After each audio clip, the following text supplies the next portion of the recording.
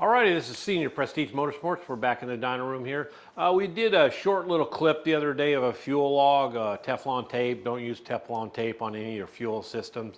Had some questions about what to use, which is, we should have probably covered that and apologize for that, so we're going to do that right now. So I went to grab another fuel log this morning, and this company happens to use a liquid Teflon. Don't know what it is, but I'm assuming that it's got some type of Loctite in it or something of that nature.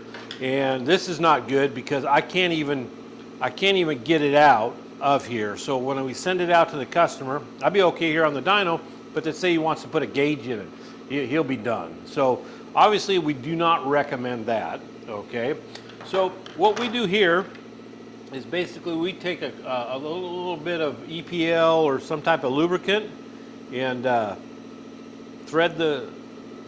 lubricate the threads, and then we take a good pipe plug, whatever that might be, and we run it in.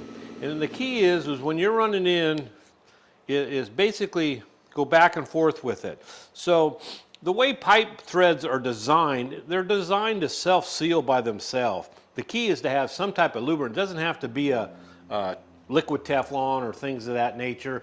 I try to stay away from that because of the locking ability of it. You know, if you have a leak, and then that's something you have to do, but the key is not to have a leak. And if you do this and kind of work it in like that, 99% of the time it'll never leak. You go to try to get it back out, you can get it back out safely, and that's kind of what we do here. So thanks for watching. Have a great day.